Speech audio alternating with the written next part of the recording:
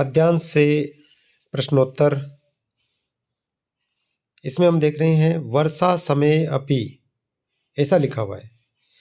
जहाँ अवग्रह चिन्ह दिखे वहाँ इसका संधि विच्छेद बनेगा वर्षा समय अपि। यहाँ जो निशान दिख रहा है एस जैसा, यह अवग्रह चिन्ह है। तो वर्षा समय और फिर अवग्रह चिन्ह, तो इसका अ बनेगा, अपि हो जाता है। ये अलग से करेंगे तो ये होगा अपि, अपि, वर्षा समय अपि। और यहाँ पर ये होता है पूर्वरेख रूप, जो संधि है वो होती है। तो पूर्व रूपम एकादेश है। ये जो बी ऑप्शन है ये सही उत्तर हो जाएगा। अगला प्रश्न है शरद प्रसन्नम सलिलम चकास्ति। यहाँ ये पूछ रहा है कि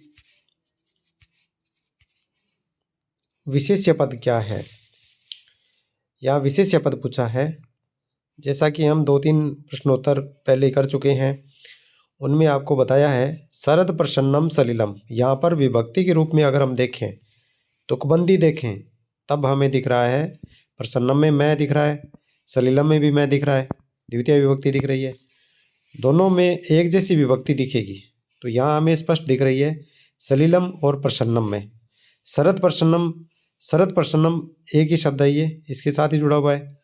शरद को अलग कर दिया है, प्रसन्नम को अलग कर दिया है और सलिलम को अलग कर दिया है। सलिल कहते हैं पानी को। अब यहाँ सलिल जो है वो विशेष्य पद है। जिसकी विशेषता बताई जा रही है वो विशेषण होता है।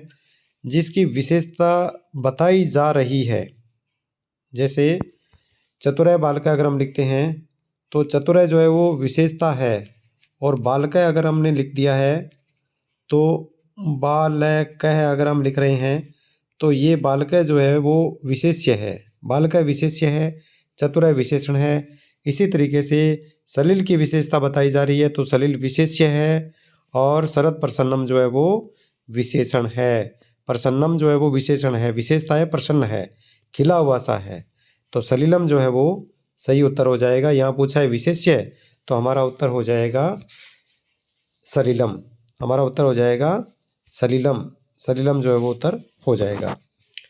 इसके बाद पूछा हुआ है सरस्सु, इसमें लिंग कौन सा है। तो यहाँ अगर हम श्लोक में चलेंगे तो श्लोक में हमें मिल जाएगा सरस्सु। श्लोक में हमें मिल रहा है सरस्सुहु, सरस्सुहु। श्लोक में हम देख रहे हैं, श्लोक में हमें मिलेगा सरस्सु वर्षा समयेपि यस्मिन्। यस्मिन्, यस्मिन् का प्रयोग है। यस्मिन् का प्रयोग है जो ये बता रहा है कि यहाँ पर जो है वो, जैसे यस्मिन् हो गया, कस्मिन् हो गया, तस्मिन् हो गया, ये जब शब्द होते हैं तो वहाँ पुल्लिंग और नपुंसकलिंग होने की संभावनाएं हैं, क्योंकि पुल्लिंग और नपुंसकलिंग के रूप एक जैसे होते हैं। और यदि यहाँ स्त्रीलिंग होता तो रूप होता यस्याम, यस्याम, तस्याम, कस्याम, ऐसे रूप होने चाहिए थे। यहाँ यस्मिन् लिखा हुआ है, यहाँ यस्मिन् लिखा हुआ है और साथ में प्रसन्नम, सलिलम ऐसा जिक्र हुआ है। तो यहाँ हमें निश्चित तौर पर पता लग जाएगा कि ये लिंग है नपुंसक लिंग। कौन सा लिंग है? नपुंसक लिंग। ये हमें श्लोक को देख करके ही पहचानना है, और हमारा एक एक प्रश्न जो है वो हमें ऊपर की तरफ ही ले जाएगा। हमारा एक एक ऑप्शन बिल्कुल सही जाना चाहिए। अगला प्रश्न है विहाय, यहाँ पर कौन सा प्रत्यय है? प्रत्यय पूछा है तो वी उपसर्ग है, अंत में यह शेष रह गया। तो यहाँ पर लेप नाम का प्रत्यय होता है। कत्वा में त्वा शेष रहता है, कत में जो है वो तय बसता है, यत में आपको जो जैसे गेयम पेयम ऐसे शब्द बनेंगे तो ऐसे दिखने चाहिए थे। अगला प्रश्न है, यहाँ पर छंद का नाम पूछा है। यहाँ छंद का नाम पूछा है, छंद का नाम पूछा है कि यहाँ कौन सा छंद है। अब हम वापस मूल छंद पर ही आते हैं और इस छंद की बात करते हैं कि ये छंद पूछा है कि बताइए इसमें कौन सा छंद है। अब आप छंद की अगर पहचान करेंगे तो यहाँ देखेंगे वै रै सा। तो यहाँ पहले ये बड़ा है, फिर शा बड़ा है, फिर गै है, फिर में है, फिर चा है, चा ऐसा होता है, फिर रू लिखा हुआ है। तो रू यहाँ पर लघु मात्रा होती है वैसे, तो ये छोटा आना चाहिए। उसके बाद में मैं है, फिर रू रुम है, फिर वी है, फिर हा है, आ एस होता है, और यह के बाद क आधा दिख रहा है तो ये भी बड़ा हो जाएगा। अब आप देखेंगे इसमें ये 4 वर्ण हैं, 4 चरण हैं। 4 चरणों में आप देखो, वर्षागम में 4 हो गए, चारूमरू में 4 हो गए 8, और विहायतक हो गए 11। तो यहाँ ये यति यहाँ होती है, विहाय में आकर के यति होती है, यहाँ यति हो रही है। इसके बाद आगे चलेंगे तो वाह में एस हो जाएगा, और यह के बाद त्र है ना, तो यह त्र है। त्र में आप देखोगे, त्र में तय और रह होता है, तय और रह, तय आधा होता है रह, त्र का वर्णखंड। तो यह के बाद तय होने के कारण से यहाँ पर भी ये बड़ा हो जाएगा, और फिर जो रह है ये लघु है तो ये हो जाएगा ऐसा। फिर आगे कह के बाद सह आधा है तो यहाँ पर भी ये दीर्घ रूप हो जाएगा, ऐसा हो जाएगा। या बड़ा है ही, और फिर अपी का ये आ गया लघु। उसके बाद रमेत में रह में और फिर तय। उसके बाद चित्तम में ची और फिर तय आधा है तो ये गुरु हो जाता है, और तम में आगे ये गुरु हो जाता है। यहाँ पर भी ये सारे के सारे यहाँ 11 वर्ण हुए, और यहाँ पर भी 11 वर्ण हुए।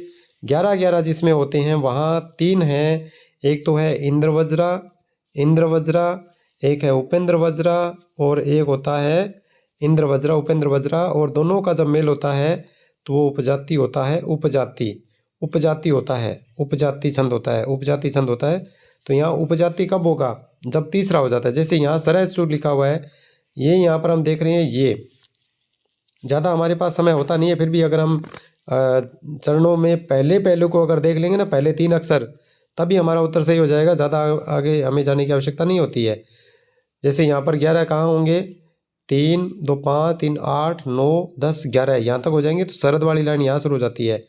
तो यहाँ स और र के बाद यहाँ पर र बड़ा हो जाएगा, ये ऐसे, और फिर प है, दूसरा ये हो गया ना, इसके बाद में र बड़ा हो गया, फिर प के साथ में र है तो ये प्र अलग हो गया बाहर, तो यहाँ ये हो गया, ये यहाँ पर भी ऐसा ही चिन्ह बन रहा है। इसका मतलब यहाँ पर 2 बार इंद्र वज्रा है और 2 बार ही उपेंद्र वज्रा है। दोनों का मेल होने के कारण से यहाँ छंद कौन सा होगा, उपजाति होगा, उपजाति छंद होगा। पहले बार में ही, पहले चरण में ही आप ये निशान दे करके इंद्र वज्रा नहीं करना है। इसी तरह दूसरे में भी इंद्र वज्रा दे करके नहीं करना है आपको। ये और ये दोनों जो हैं 3 कहाँ हो रहे हैं, यहाँ तक हो रहे हैं, प्र तक, सह रह प्र तक। तो इनमें जो है वो उपेंद्र वज्रा के लक्षण दिख रहे हैं। दोनों में से कोई भी एक अगर आ गया, 2 आ गए या 3 एक आ गया, तब भी जो है उपजाति छंद होगा। तो यहाँ इसमें इंद्र वज्रा और उपेंद्र वज्रा दोनों विकल्प हमें दिख रहे हैं। दोनों विकल्प यहाँ हमें श्लोक में दिख रहे हैं। यहाँ हम देख रहे हैं, देखिए दोनों विकल्प दिख रहे हैं। और मैंने एक वीडियो में पहले भी भैया बताया था कि इंद्र वज्रा उपेंद्र वज्रा दोनों आएंगे, छंद वाले वीडियो में बताया था। आपको इन दोनों पर नहीं जाना है, और यहाँ पर ये हो जाएगा उत्तर उपजाति। इन तीनों में ही जो है वो 11 वर्ण होते हैं। अनुष्टुप में क्या होता है, अनुष्टुप में 8 वर्ण होते हैं, 8 होते हैं। यहाँ इसकी पहचान क्या करनी है, अनुष्टुप की पहचान और बता देता हूँ। अनुष्टुप में क्या होगा, अनुष्टुप में 8 वर्ण होंगे, और चारों चरणों में श्लोके षष्ठम गुरु गेयम, छठा जो है वो गुरु होगा, छठा वर्ण जो है वो प्रत्येक चरण में गुरु होगा।